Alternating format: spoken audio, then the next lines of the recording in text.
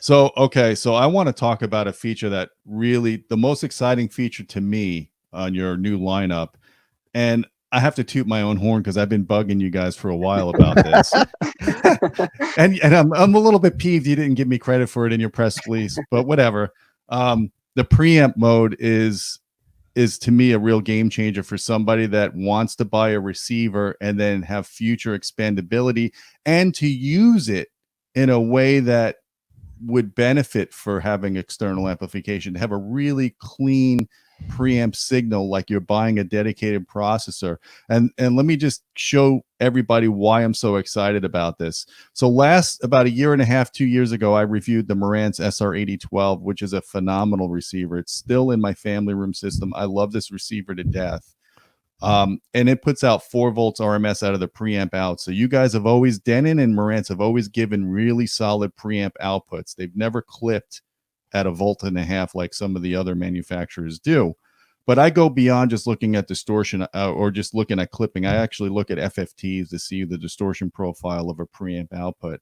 And this is the SR8012 at 1 volt. And you can see it's really clean. You know, there's some higher order third harmonic here, but it's still like 90 dB below the fundamental, which is excellent, very inaudible. But when you drive the receiver beyond 1.2 volts, I found the distortion went up 20 dB on the third harmonic. And that puzzled me because I saw this this is not only a Sound United problem, this is any amplifier or any receiver manufacturer that basically their amplifiers reach full power at about 1.5 volts. So if you're not using those amps, they're disconnected. When you're cranking the volume up, and it usually takes about 2 volts RMS to reach full output of a external amplifier that has a traditional gain structure of like 29 dB.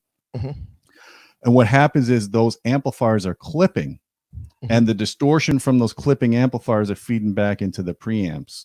So the only way to avoid this is to have a preamp disconnect, to actually physically break the path from the amplifier to the preamplifier.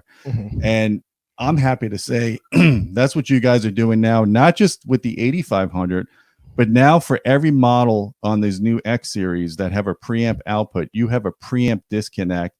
That's incredible foresight. I know you guys are, I appreciate you, first of all, for listening to me and taking constructive criticism, but you're also leading the way now, because back in the day when we did the Preamp mode, I was the first one that jerry-rigged a 3805 and a 5803. And that led a revolution for every manufacturer to do Preamp mode. You guys are going to lead a revolution again with the receivers. You're going to have this Preamp mode on your entire X-Series line, and I'm sure your buddies at Yamaha are going to do the same in the next generation, followed by Pioneer, Akio, and everybody else. So why don't we talk a little bit about that? People are, you know, they have questions about it. What's nice about it, Gene, is you just sold it. I don't have to talk about what the benefit of it is, you know, because you just sold it. But what ends up happening is we had preamp mode, if you switch back to me, on our X8500. And like I said, that was because people want that. It gives you a upgrade path. So you can start off with an amazing receiver, and then you can go out and buy a multi-channel or a bunch of amplifiers and turn that unit into a preamplifier. But remember, once you buy an amplifier, it's buy once, cry once. So now, normally what usually ends up happening is the things that need to be upgraded is the brain. Video switching, new surround sound formats. But once you buy a bunch of big bad amplifiers, you'll never have to buy them again. So now you start off with the receiver, you turn into a preamp, you buy your amps. That's your upgrade path. And then the next time you need a new brain, instead of buying a receiver, you could buy a preamp. So, and like you said, it helps. It gives you a cleaner signal. You have less clipping. It's a really, really, really good, great solution. Now, a little later, I'm going to actually go into the menu after we talk about the next topic. Actually, let's do it right now, actually, since we're talking about how to go in and do preamp mode. So what happens is I actually have a 6700 here. I stole it from Jake. I went to the warehouse a couple of days ago and I took it. So this is actually his sample. So this is pretty much the first one anybody's seen. I don't even think Jake has seen it since the last time he was in Japan. When they're serial number one. So that's serial number one. Serial number. Enjoy it, man. Serial number one. Okay, so let's go in here and show you how to use this. So what I did was I put a camera up so you can actually see the menu system. So So normally I'm going to the menu system, and I'm going to do this manually, but you have the thing called amp assign, right? If I go into amp assign, and that will ask you what type of layout do you have? So amp assign, going to go back in here again. It'll say, what do you have?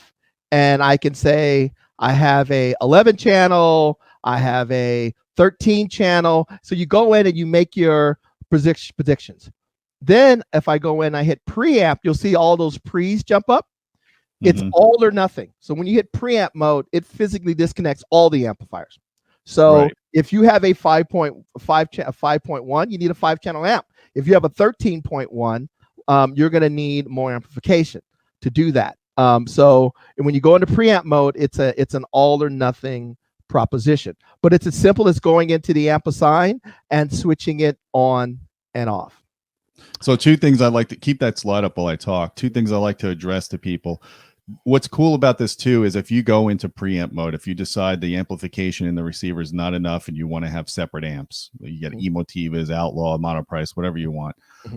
At that point, I would switch the receiver from auto eco to always on eco, because you're not using the amplifiers at all, but they're still idling. They're still turned on. So they're still dissipating quiescent current and they're dissipating power. Yeah. By going to eco auto, it brings the rail voltage down. So you're dissipating less heat, because let's face it, a lot of these receivers like the new Denon and Marantzas, they run hot because you've got 9, 11, 13 channels in a chassis that was really sized for 7 or 9 channels, you know, back in the day. So you're dissipating that heat. You can cut your heat and save your energy by running eco on when you're running preamp mode. Or does it automatically go eco on when you do preamp mode? I think it. I haven't checked it.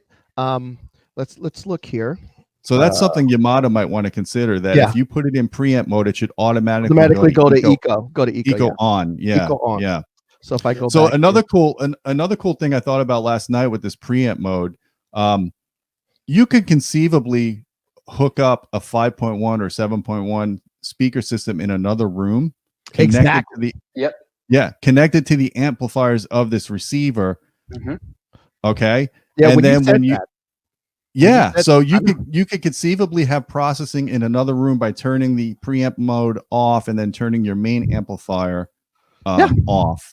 Yeah. Just 2 switches and boom, you can have processing in 2 different rooms from one receiver. That's pretty cool. And we have a feature that you can do it from the press of a button on the remote or a discrete code. So yeah, like you said, you could take your 6700, use the power to power like your in ceilings in your den that's playing next to your kitchen and have surround sound, you know, and then you can, when I hit a button, it goes to preamp mode, which drives the amplifiers that are driving the speakers in your dedicated theater or your media room. So yeah, it's basically two things in one. People say, I wish you had multi-zone, you know, I want to be able to play, surround sound out of zone 2. Ta-da! You know, so yeah, so this is actually a pretty cool feature. So I mean, I love it. I think it's great. And like I said, it's that transition. Before I got the piece behind me, I have an AV8805. I was using a receiver as a preamp, but like I said, this allows me to optimize the performance. So I can start off buying the amps, which I did, bought the amps first, then I upgraded the receiver to a preamp. So if I'm remembering your feature matrix correctly, we're looking at the potential of having 13 channels of processing in a preamp mode on a receiver for $2,500. Yes. That's pretty incredible. Yeah. I mean, most people are still looking at most other companies don't go past 11 when you talk about an AVR, so now we're bringing the 13 channel processing down from that 8,500 price point. Almost in half. We cut it in half almost, right? Yes. Yeah. So yeah, it's becoming more and more attainable. Buy more speakers. It's like Oprah. You get a speaker, you get a speaker, you get a speaker. Keep adding speakers. We'll keep adding processing. Okay. Very cool.